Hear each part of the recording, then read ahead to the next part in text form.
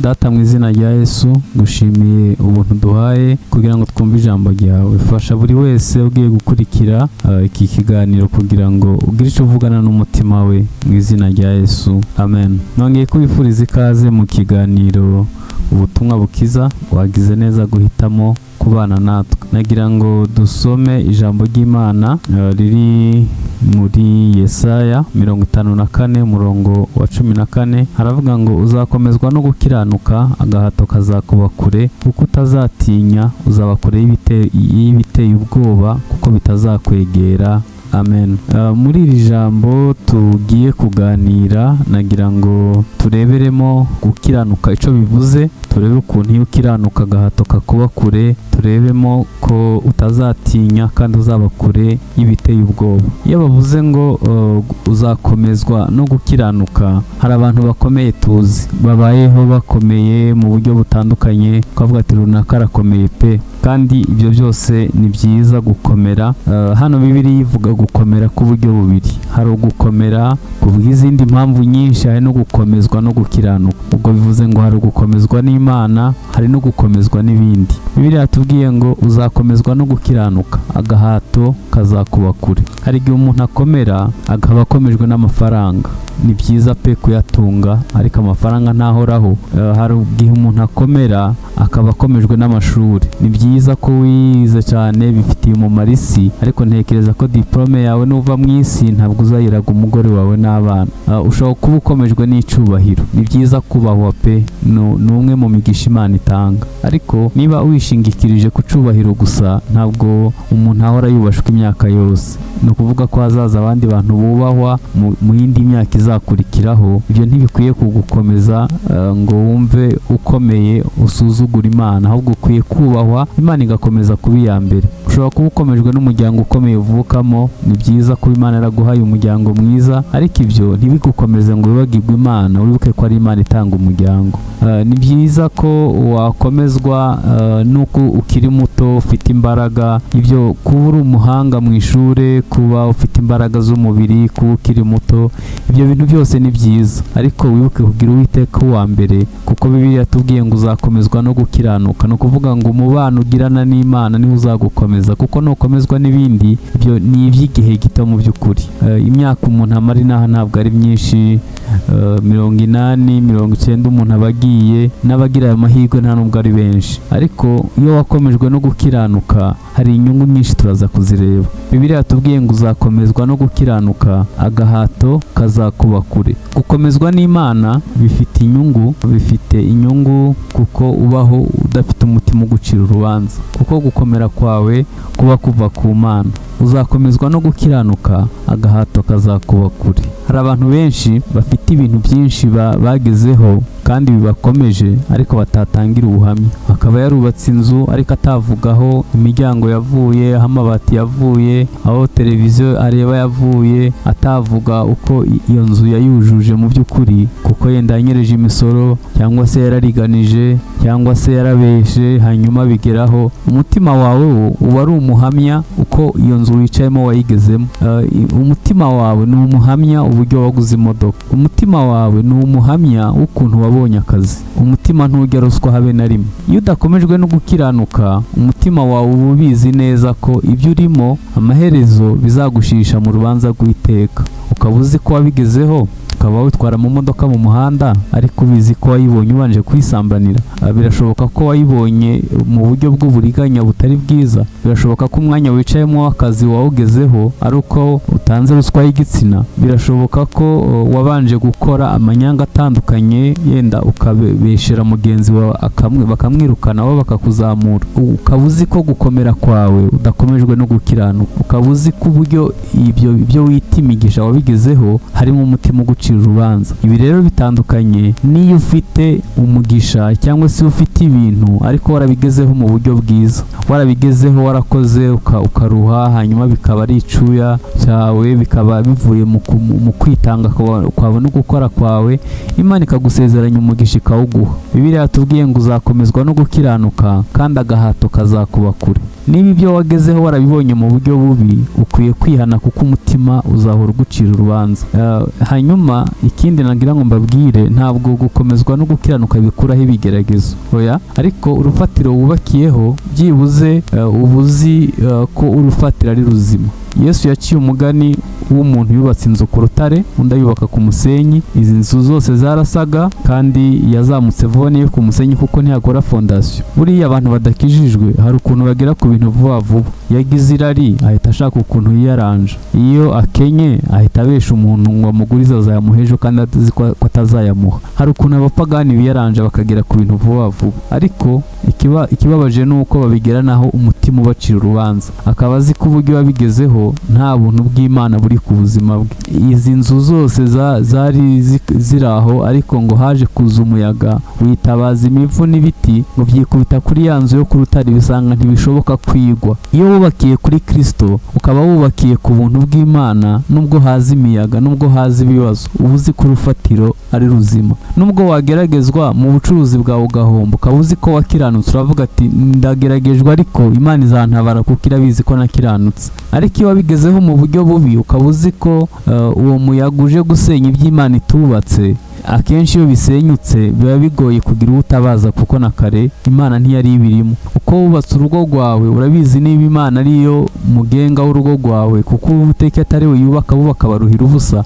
Niba warubatse mu bundi buryo butari ubw'ubumana, igihe hazaza umuyaga ukaza gusenya ibitubatse neza, mu by'ukuri birumvikana ko urufatiro ruzaba rutari ruzima. Ntabwo kubaha Imana bikuraho kugeragezwa. Nta nubwo Yesu yigeze aduha garanti ko tutazageragezwa. Yaravuze ngo mu isi muri n'amakuba ariko muhumure nanesheje isi. Icyo twizera ni uko dukomezwa no gukiranuka. Na Yesu yageragejwe kugeza ubwo abambwa ku musaraba, ariko ubu amavi yose arapfukama, indimi zose zihamya ko Kristo ari Uwiteka. Ntabwo kubaha Imana bikuraho kugeragezwa, ahubwo iyo ugeragejwe nk'uko Imana ishaka, Bibiliya avuga ngo tubitse ubugingo bwacu umuremyi wo kwizerwa, tugumye dukora ibyiza. Bibiliya yatubwiye ngo uzakomezwa no gukiranuka.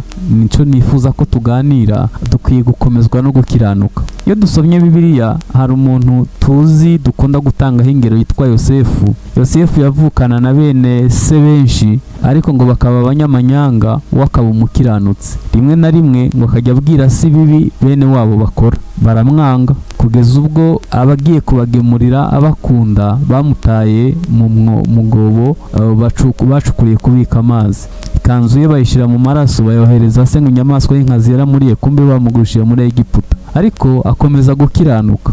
Igihe bamugurisha muri Egiputa yageze kwa Potifari, nabwo arakiranuka, ngo bituma na Potifari Imana imuha umugisha. Ukuboko kwiza kw'Imana kwari kuri we, akomeza kubana n'Imana neza. Baramufunga kuko muka Potifari yaramwifuje kubw'ubuntu bw'Imana bwari bumuriho, aramwifuza ngo basambane aranga. Arangije ngo bamwohereza muri gereza, ngo agezeyo nabwo arakiranuka. No muri gereza bamuha kuyobora gereza, ayobora izindi mfungwa, kugeza ubwo Imana yaje kumukurayo ikoresheje inzozi umwami yarose, imugezaho Imana yashaka iramukomeza mu ijambo rimwe. Bibiliya yatubwiye ngo uzakomezwa no gukiranuka, agahato kazakuba kure. N'igihe bene se bari baje kuhahirayo, ntabwo yabituye inabi. Yarababwiye ngo kubwanyu mwashatse kungirira nabi, ariko Imana yabikoresheje kugira ngo ikize abantu benshi be gupfa. Akomeza gukomezwa no gukiranuka. Egiputa igira umugisha, ibindi bihugu bituranye bigira umugisha, kuko hari umuntu yarahisemo inzira yo gukiranuka. Uzakomezwa no gukiranuka, agahato kazakuba kure. Hari undi muntu Bibiliya ivuga yakiranutse, Imana imuha umugisha, arakomera kugera uyu munsi agikomeye, kandi yarabikuye mu gukiranuka. Ni Dawidi yakiranutse, se na nyina batamukunda, aragira intama. Nibwo yavuze ngo nubwo data na mama bazandeka, Uwiteka azandarura, azantarura, azantoragura. Akiranuka muri izo ntama, Imana imutabara mu menyo y'intare n'idubu. Gukiranuka biramurinda. Igihe yica Goliyati, Sawuli akamuhiga ngo amwice kuko bamubyiniriye, byatumye amara imyaka 10 yose mu buvumo bwa Adulamu, ahantu hagoye. Aho hantu Imana ibana nawe, yandika zaburi nyinshi, ubuntu bw'Imana bumubaho, akomeza gukiranuka. Nyuma yabo bamuha kuyobora imiryango ibiri, akomeza gukiranuka, ubuntu bw'Imana bubana nawe kugeza igihe yayoboye Isirayeli yose. Igihe yarageze ku bwami ngo yashakishije ikintu yakwitura Imana arakibura, arangije ngo aseza yumva ashaka kubakira Imana inzu. Aravuga ngo natinyuka nte kuba mu nzu y'imyerezi, isanduku y'Imana iba mu ihema. Imana iramubwira ngo Dawidi we urantangaje, nagukuye inyuma y'intama ejo bundi ntugira umwami, none utekereje ko nyubakira inzu? Aravuga ati kuva nkura Abisirayeli muri Egiputa nabaga mu ihema rikansaziraho bakanyimurira mu rindi, none wowe utekereje ko nyubakira inzu? Imana iramubwira ngo nsezeranye nawe isezerano ry'imbabazi zitazarangira, nzakubakira inzu. Murabizi ko ubu ngubu imiryango ya Isirayeli ntabwo baba bakimenya ngo abana ba Gadi, ba Reyubeni, ba Asheri, iyo miryango, ariko bitwa abayuda, bitwa abo kwa Yuda, bakomoka kwa Dawidi. Icyo Imana yavuganye na Dawidi cyarasohoye. Imana yamwubakiye izina, yamwubakiye inzu. Imana iramubwira ngo ntuzabura uwo kugusimbura ku ngoma. Mu by'ukuri kugera iki gihe Dawidi aracubashwe kuko yakomejwe no gukiranuka. Hari abandi bantu benshi bakomejwe no gukiranuka. Bibiliya ivuga, nagira ngo mbabwire inyungu ziva mu gukiranuka.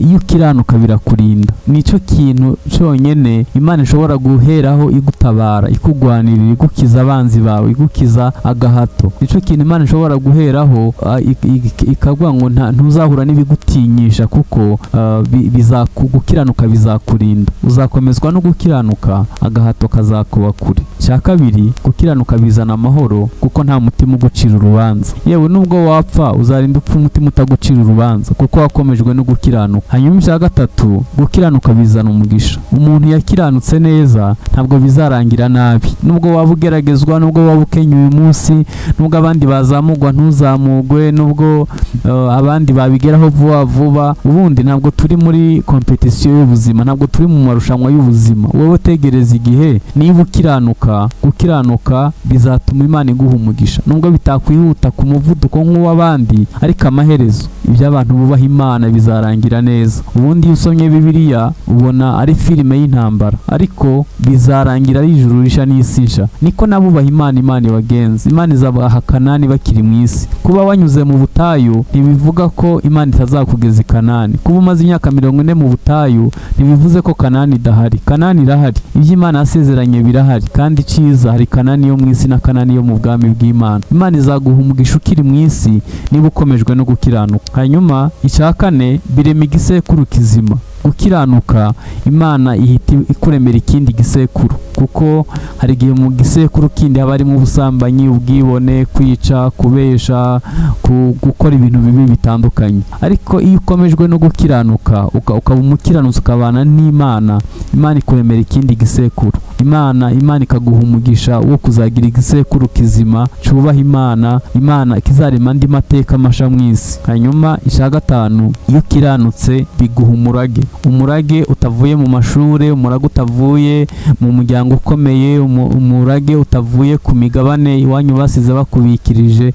Imana iguha umurage, ikaguha umugisha, ikaguteza intambwe nziza, ikaguha umurage, ikaguha gakondo yawe. Gukiranuka bituma Imana iguha umurage, kuko mu kuboko kw'Imana niho hava byose. Imana izaguha umurage muzima uva mu kubaha Imana. Hanyuma icya gatandatu, iyo ukiranuka, iyo ukomejwe no gukiranuka bituma ubaho mu busabane n'Imana. Mu busabane utangira wubaka ubushuti ku Mana, witoza gukiranuka, uhinduka ku ngeso, ubana n'Imana neza kugeza igihe uzaba inshuti magara n'Imana, kugeza ubwo Imana ikwirata ikakurinda nk'imboni y'ijisho kuko yaguciye mu biganza nk'imanzi. Uri umuntu w'agaciro mu bwami bw'Imana. Hanyuma icya karindwi, bizakwinjiza mu bugingo buhoraho, kuko Yesu yaravuze ngo hahigwa abafite imitima iboneye kuko aribo bazabona Imana.